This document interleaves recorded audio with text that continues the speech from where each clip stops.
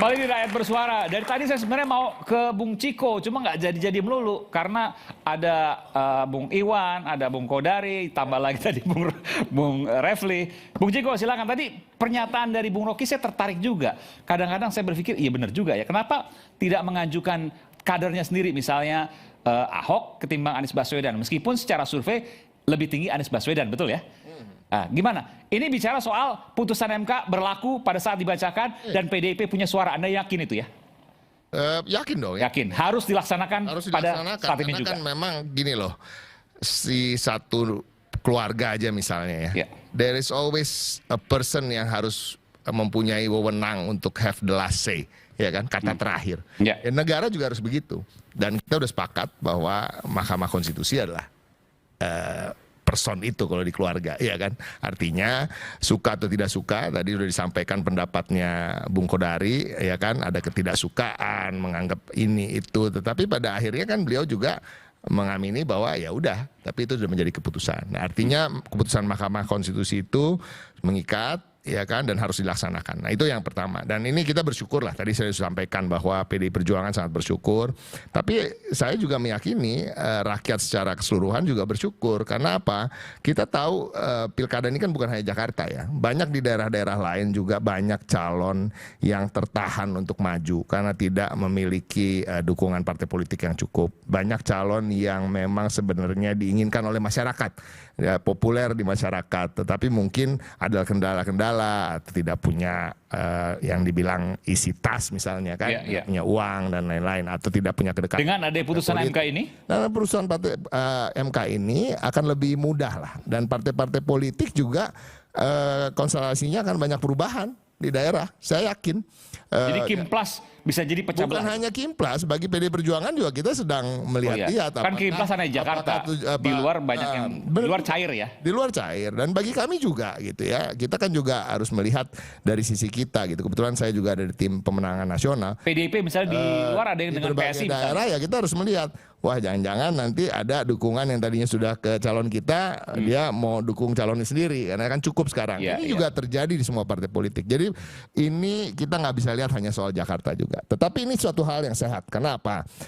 Demokrasi itu kan hakikatnya adalah alternatif pilihan, ya kan, harus ada pilihan-pilihan. Nah, semakin banyak pilihan itu dan semakin pilihan itu adalah memang yang diharapkan oleh masyarakat, nah ini kan akan lebih baik buat demokrasi kita dan buat rakyat di daerah tersebut. Karena kan aspirasi ini kan berbeda-beda ya, aspirasi berbeda, jadi salurannya nggak mungkin bisa di pool di satu calon.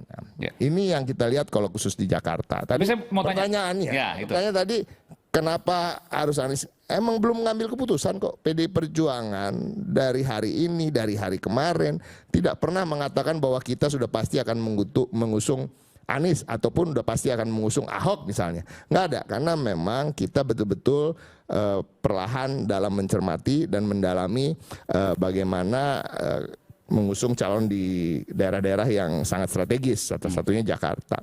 Dan kemarin kan kita dianggap khawatir, tidak optimis. Sesungguhnya nggak ada rasa itu. Kalau kita melihat ya, masyarakat, teman-teman mahasiswa boleh menggoogle gitu ya, selama beberapa hari kemarin, walaupun tadi Kimplas itu udah berkumpul, kata-kata yang selalu kita katakan adalah pada akhirnya kita akan berkoalisi bersama rakyat. Dan alhamdulillah akhirnya ini bisa terwujud gitu. Karena apa? Kita melihat ada keinginan rakyat yang lumayan dikebiri kemarin ketika semua partai politik, hampir semua partai politik mengerucutkan dukungannya hanya ke satu calon. Dan satu calon ini bukanlah calon yang di hasil survei lembaga-lembaga survei itu berada di urutan yang tinggi gitu. Ridwan Kamil ini kan berarti di urutan ketiga kalau di survei ya, yang di nomor 1 adalah Anies, nomor 2 Ahok, lalu kemudian terpaut jauh di urutan ketiga Bung Ridwan Kamil gitu. Saya tidak mengatakan bahwa Bung Ridwan Kamil tidak punya kompetensi, tidak punya pengalaman atau rekam jejak. Sebenarnya sama aja. Semua ketiganya mempunyai pengalaman yang bagus di pemerintahan, rekam jejak yang baik karena terbukti dengan tingkat kepuasan publik di masing-masing daerah di mana mereka pernah memimpin. Saya mau tanya. Tapi pada prinsipnya gini, kalau kita mau secara jujur, hasil survei itu kan adalah potret keinginan masyarakat. Gitu. Sayang sekali kalau yang disurvei nomor 1, nomor 2 nomor 3, yang bisa maju cuma yang nomor 3 gitu. Itu kan sayang ya. Dan sebenarnya yang ideal nih Bung Iwan ya, Bung Refli, yang ideal itu kan Anies bisa maju, Ahok bisa maju, RK bisa maju. Itu yang sebenarnya yang ideal. Dan itu yang terbaik buat Dan mungkin itu rakyat terjadi Jakarta. nggak setelah putusan MK ini? Saya rasa masih mungkin karena kita nggak tahu juga dinamikanya nanti teman-teman yang ada di plus-plusnya Kim ini. Apalagi kan kita tahu yang salah satu yang ada dalam penggugat di MK itu kan Partai Gelora gitu kan, cukup mengejutkan ya. Jadi ada teman-teman bikin memes sekarang di Media sosial. X, di media sosial ya kan, termasuk Denny Siregar yang selalu berseteru dengan Fahri Hamzah, dia pasang fotonya Fahri Hamzah ya kan. Nah, pahlawan kita hari ini gitu ya. Jadi itu kan lucu ya. Nah, ini menarik nih. Apa enggak dijewer sama Pak Prabowo nih Fahri Hamzah, kita nggak tahu juga. Kita sebenarnya ngundang Bung Fahri ke sini, cuma belum nggak dibalas ini oleh menarik, tim kita. Tapi Kita ya, ngundang hari ini sebenarnya. Jadi konstelasinya banyak berubah, ya kan? Fahri Hamzah sudah puas pidato di depan Kim Plus. Makanya dia tidak tertarik ke sini lagi. Jadi konstelasinya tepatnya banyak sudah yang kena berubah. jewer. Bukan hanya Jakarta ya. Iya. Tapi dan ini menarik untuk mencermati, sama menariknya sambil menunggu PDI Perjuangan mengusung calon ya. Iya. Tapi yang cukup menarik juga mencermati tadi, apakah PAN akan kemudian mengusung Zita Anjani ya kan? Apakah kemudian Gelora akan keluar mengajak Partai Umat bersama dan partai-partai kecil lain mengusung Pak Anies Baswedan kan gitu. Karena hampir semua partai politik yang punya kursi di DPRD DKI Jakarta punya peluang untuk mengusung ya. Hampir semua, tidak semua tapi hampir semua. Begitu ya Bung Ciko ya. Tapi saya ingin tanya pada Anda percaya kutukan nggak tadi yang disebutkan oleh Bung Kodari? Kalau, dan Bung Panel tadi ya. Kalau incumbent petahana di Jakarta nggak pernah menang. Kutukan dalam tanda kutip ya, saya nggak percaya, tapi itu kan Bukan saya ya, disebutkan. panel ya bilang kutukan Panel, ya. iya. Kalau saya jurusannya data science bukan Oh, kutukan. iya. Silakan. Yang saya percaya itu adalah kalau presiden itu cuma bisa 2 periode, itu aja kutukannya. Kok ngeliatnya ke Bung Kodari sih? Kan Mister 3 periode. Enggak merasa tuh. Oke, Bung, silakan Bung Salvator. Kalau Anda menyatakan tadi, apa yang disampaikan oleh Bung Ciko? Nanti ya.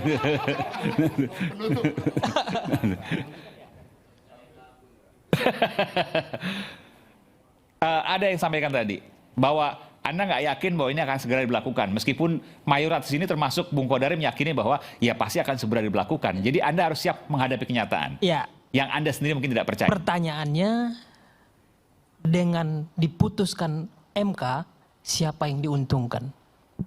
Ya kan? Tentunya bukan Jokowi dong. Oke? Kemudian ketika kita melihat ini secara tersirat, artinya bahwa Jokowi tidak sama sekali ikut terlibat dalam pergolakan-pergolakan yang ada.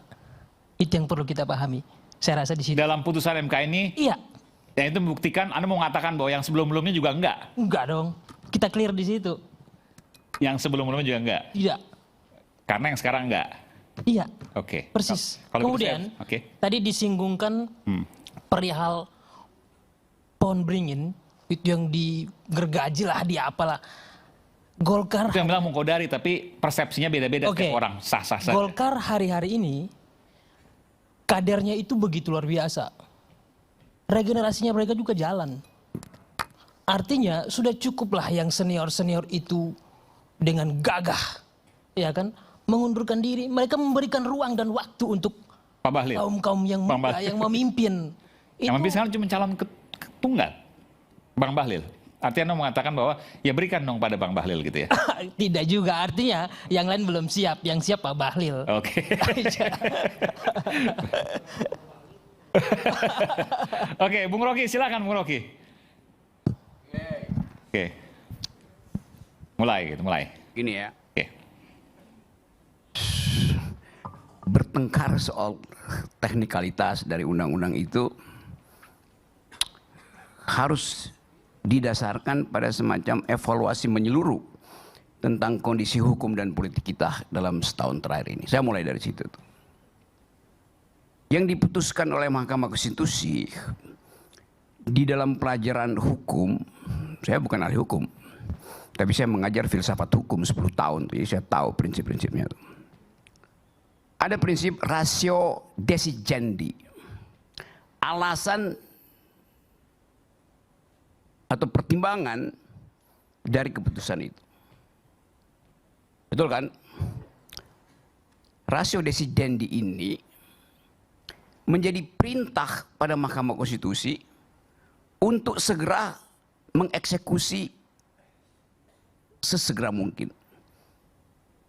Jadi bukan Mahkamah Konstitusi yang mengeksekusi, ratio decidendi ini yang mengeksekusi itu. Di mana dia dibuat? Di dalam perdebatan yang kita nggak tahu di kamar mana dia diperdebatkan. Alasan untuk memutuskan keputusan yang dibacakan kontroversial tadi itu.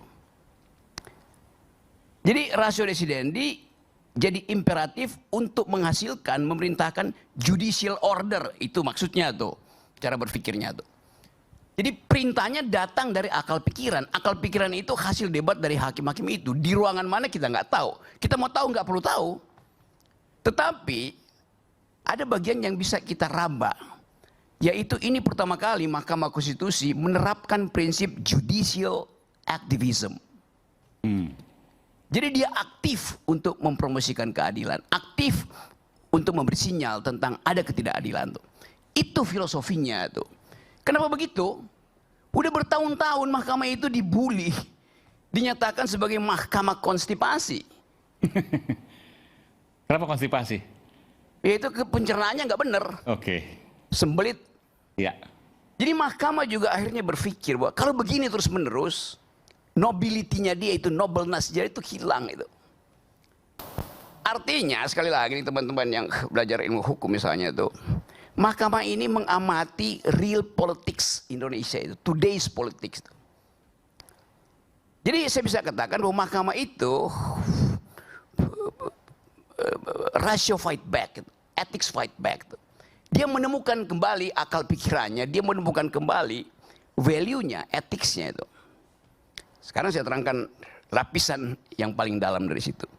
Waktu mahkamah memperhatikan gejolak politik, dia tahu bahwa ada hal yang berbahaya. Satu, urgensinya harus segera diatasi. Kedua, kekonyolan dari kotak kosong. Kan mahkamah melihat fakta itu, seolah itu fenomena fakta. misalnya. Ya, Fenomena yang ya akan fenomena terjadi ke kotak depan. kosong itu akan terjadi bagi dia. Iya. Iya, itu real. Bentar, ini penting. Jadi Anda menilai bahwa ini imajinasi Anda ya, karena kan kita nggak tahu. Kan ini otak saya bukan imajinasi. Bahwa Mahkamah Konstitusi memutuskan apa yang kita dengarkan beberapa jam lalu, salah satunya adalah untuk mengantisipasi akan banyaknya kotak kosong pada Pilkada 2020. Iya, nanti anak hukum akan bilang kok sampai ke situ cara berpikir. Tidak. Karena hukum artinya hanya di dalam keputusan itu kita bertengkar. Tetapi saya taruh di situ meta hukumnya tuh. Kan kita nggak tahu kan dasarnya apa. Yang penting keputusan sudah keluar tuh. Kenapa mesti berlaku sekarang? Duh, kepentingan urgensi, tetapi bukan kepentingan urgensi politik. Nanti dianggap mahkamah berpolitik. Tetapi prinsipnya adalah ratio decidendi itu mengatakan harus sekarang tuh. Nah, keterangan tentang harus sekarang itu yang bisa kita argumentasikan. Bukan fungsi dari mahkamah itu yang sudah final bahwa memang harus sekarang. Jadi orang tanya kenapa sekarang? Ya memang harus sekarang. Kenapa? Ya undang-undang bilang begitu. Nah, di belakang penjelasan legal itu ada reasoning, sosiologi, politik, filosofi. Itu yang saya mau terangkan tuh ya. Okay. Jadi jangan bantah saya di bidang itu karena saya menganggap bahwa mesti ada keterangan di balik itu. Saya lanjutkan. Berbulan-bulan diskurs tentang kehilangan etiknya Mahkamah Konstitusi itu masuk sampai ke luar negeri itu. Malu mereka tuh. Diledek di semua forum internasional tuh. Jadi ini kesempatan bagi mahkamah untuk regain nobility-nya itu. Bisa nggak kita sebutkan bahwa bagian ini juga dibicarakan? Nggak perlu kita sebutkan. Karena itu yang menjadi alasan kenapa bagian pertimbangan hukum itu tidak diterangkan secara bisa-bisan. Karena nanti orang akan tanya kenapa begitu. Mahkamah bilang nggak perlu, kalian tahu. Ini yang kita sebut sebagai sejarawan nanti akan buka kasus ini. Kenapa mahkamah tiba-tiba jadi malaikat? Bukankah itu sarang iblis tadinya tuh? Kan itu dasarnya orang berpikir. Di dalam logika, rasio desidendi itu diperintah oleh apa yang disebut causa essendi. Jadi ini ada putusan yang kita pertengkarkan. Putusan itu dasarnya adalah ratio desidendi. Ratio desidendi membuat putusan itu harus berlaku karena itu judicial order, perintah. Itu tidak biasa terjadi kalau mahkamah tidak punya sense tentang judicial activism. Selama ini mahkamah itu pasif, dia nunggu permintaan judicial review. Tapi sekarang dia sendiri aktif untuk memperlihatkan, mungkin secara sublim, bahwa kami mengerti ada ketidakadilan. Itu yang disebut perintah dari causa essendi. Di Google ya yang nggak nangkap itu ya.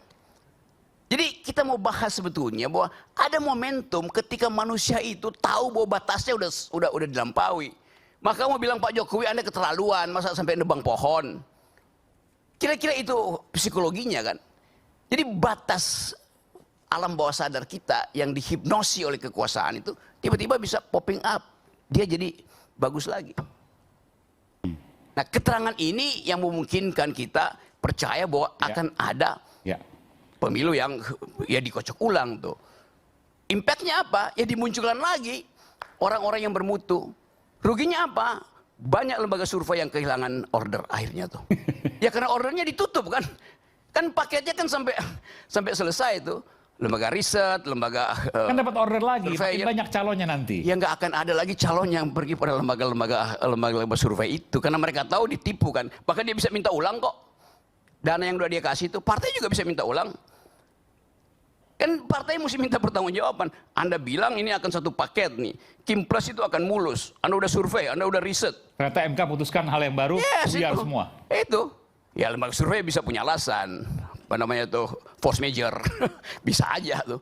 Tetapi kita mau lihat bagaimana keadaan yang kita sebut stabil itu, di baliknya itu sebetulnya ada elemen kecil yang bikin bolong itu. Kalau kita tahu semuanya. Kemaksiatan politik itu akhirnya tidak tahan, tidak mungkin lagi disembunyikan oleh hakim-hakim Mahkamah Konstitusi.